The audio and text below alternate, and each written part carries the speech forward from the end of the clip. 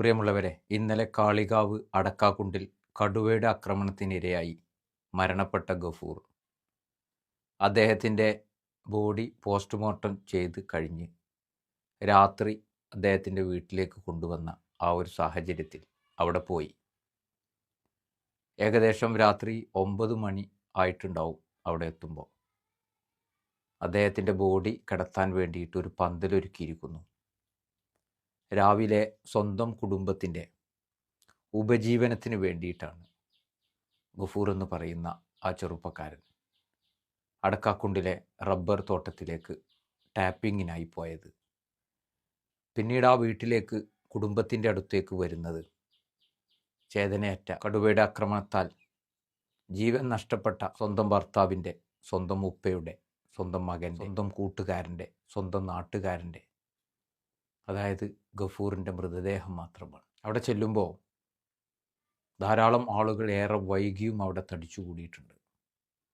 സ്വന്തം സുഹൃത്തിനെ ഒന്ന് കാണാൻ വേണ്ടി ആളുകൾ അങ്ങനെ തിങ്ങി നിറഞ്ഞു നിൽക്കുകയാണ്. സത്യത്തിൽ ഒന്ന് കരയാൻ പോലും കഴിയാത്തൊരവസ്ഥയിൽ വലിയ ഷോക്കിലാണ് നാട്ടുകാരും കുടുംബവും ഉള്ളത് എന്ന് മനസ്സിലായി. കാരണം പെടുന്നനെയാണ് ഇങ്ങനെയുള്ള കാര്യങ്ങളൊക്കെ ജീവിതത്തിൽ സംഭവിക്കുന്നത്. അങ്ങനെ ബോഡി കൊണ്ടുവന്ന് വീട്ടിലേക്ക് ഇറക്കി കുടുംബത്തെ കാണിച്ചുകൊണ്ട് അവിടെ മുഖ്യ കർമ്മങ്ങൾ ചെയ്തിരുന്ന ഉസ്താദ് പറഞ്ഞു, കൂടുതൽ വൈകിപ്പിക്കരുത്, കാണാൻ അർഹതപ്പെട്ട ആളുകൾ, സ്ത്രീകൾ മാത്രം കണ്ടുകൊണ്ട് നിങ്ങൾ മയ്യത്തിന് വേണ്ടി ദുആ ചെയ്യണമെന്ന് പറഞ്ഞുകൊണ്ട് നിർദ്ദേശങ്ങൾ നൽകിയതിൻ്റെയൊക്കെ അടിസ്ഥാനത്തിൽ പെട്ടെന്ന് തന്നെ മൃതദേഹം അവിടെ കെട്ടിയ പന്തലിലേക്ക് മാറ്റി.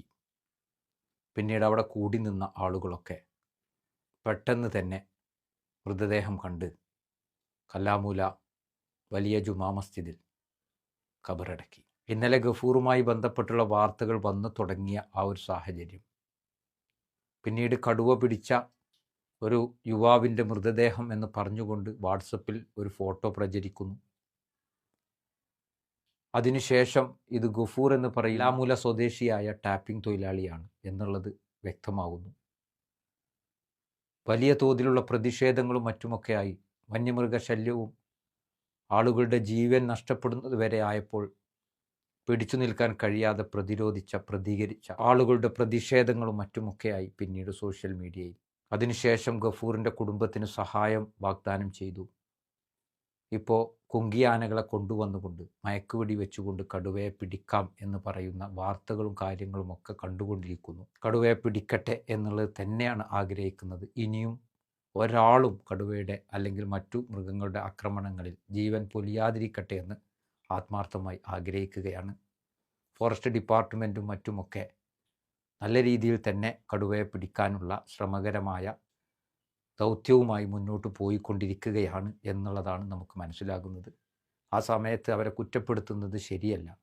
എന്നിരുന്നാലും ഈ മലയോര മേഖലയിൽ ധാരാളം ആളുകൾ വന്യമൃഗങ്ങളാൽ അവരുടെ കൃഷിയും ജീവനും ഒക്കെ ഭീഷണിയായി മാറുന്നുണ്ട്. എനിക്ക് ഭരണകർത്താക്കളോട് പറയാനുള്ളത്, ഇന്നലെ ആ മൃതദേഹം കൊണ്ടുവന്ന സമയത്ത് എല്ലാവരും ആലോചിച്ചു പോയത് കടുവയെ പിടിക്കലും അതേപോലെ തന്നെ നഷ്ടപരിഹാരവുമൊക്കെ ഒരു ഭാഗത്ത് ഇങ്ങനെ നടമാടുമ്പോഴും ആ കുടുംബത്തിന് നഷ്ടപ്പെട്ട ഒന്നിനെ തിരിച്ചു കൊടുക്കാൻ ഒരാൾക്കും കഴിയില്ല. ആ കുടുംബത്തിൻ്റെ നഷ്ടം നികത്താൻ ഒരിക്കലും കഴിയില്ലല്ലോ എന്നുള്ള ഒരു ചിന്തയായിരുന്നു ആ നിമിഷത്തിൽ ഉണ്ടായിരുന്നത്. പിന്നെ വിശ്വാസപരമായി നമുക്കൊക്കെ തോന്നുന്നത് പോലെ നമുക്ക് ഓരോന്ന് എഴുതി വച്ചിട്ടുണ്ട്. ഗഫൂറിൻ്റെ കാര്യത്തിൽ ഇങ്ങനെയായിരിക്കും പടച്ച റബ്ബ് അവൻ്റെ മരണത്തെ കണക്കാക്കിയിരിക്കുക എന്ന ഒരു വിശ്വാസ സ്ഥൈര്യതയും അതിലൂടെ ഉണ്ടാകുന്ന ആത്മധൈര്യവുമാണ് നമ്മളെയൊക്കെ അതിനെ കാണാൻ, അതിനെ ഉൾക്കൊള്ളാനുമൊക്കെ മാനസികമായിട്ടും ശാരീരികമായിട്ടും തയ്യാറാക്കിയത് എന്ന് നമുക്കെല്ലാവർക്കും അറിയാം. ഏതായാലും കടുവയെ പിടിക്കട്ടെ, അതിനുവേണ്ടി ആകാംക്ഷയോടുകൂടി കാത്തിരിക്കുകയാണ് ഞങ്ങളുടെ നാട് മുഴുവൻ. ആ ദൗത്യം വിജയകരമായി പൂർത്തീകരിക്കാൻ ഡിപ്പാർട്ട്മെൻറ്റുകൾക്ക് കഴിയട്ടെ. അവരും വലിയ പരിശ്രമത്തിലാണ് എന്ന് മനസ്സിലാക്കുകയാണ്. ഒരാന വന്നിട്ടുണ്ട്, വേറെ ഒരു ആനയ്ക്ക് വേണ്ടി വെയിറ്റ് ചെയ്യുന്നു. ജനങ്ങളാൽ കഴിയുന്ന എല്ലാവിധ സഹായങ്ങളും ഡിപ്പാർട്ട്മെൻറ്റുകൾക്ക് വാഗ്ദാനം ചെയ്തിട്ടുണ്ട്. സന്നദ്ധ പ്രവർത്തകരൊക്കെ പുറത്ത് എന്താണ് ഫോറസ്റ്റ് ഡിപ്പാർട്ട്മെൻറ്റിന് ഇതുമായി ആവശ്യപ്പെട്ടുകൊണ്ട് വേണ്ടത് എന്നുള്ളത് കാതോർത്തിരിക്കുകയാണ്. നമ്മളെ സംബന്ധിച്ചിടത്തോളം ഏത് വിപത്തിനെയും മറികടക്കാൻ സന്നദ്ധമായ മനസ്സുള്ളവരാണ് നമ്മുടെ നാട്ടിലുള്ള ആളുകൾ. നമുക്കറിയാം, വയനാട് ഉരുൾപൊട്ടിയ സാഹചര്യത്തിലൊക്കെ ശക്തമായി നിന്നുകൊണ്ട് തന്നെ തോളോട് തോൾ ചേർത്തുകൊണ്ട് പ്രവർത്തിച്ചുകൊണ്ടാണ് വലിയ ദുരന്തത്തെയൊക്കെ നമ്മൾ മറികടന്നുകൊണ്ട് ആത്മധൈര്യത്തോടു കൂടി മുന്നോട്ട് പോയത്. ഈ കടുവയുടെ കാര്യത്തിലും അത് തന്നെയായിരിക്കും ഞങ്ങളുടെ നാട്ടിൽ സംഭവിക്കാൻ പോകുന്നത് എന്നുള്ളത് തന്നെയാണ് ഇതിനോടകം മനസ്സിലാകുന്നത്. ആ കടുവയെ പിടിക്കാതെ യാതൊരു വിധത്തിലുള്ള പിന്നോട്ട് പോക്കും ജനങ്ങളെ സംബന്ധിച്ചിടത്തോളം ഇല്ല.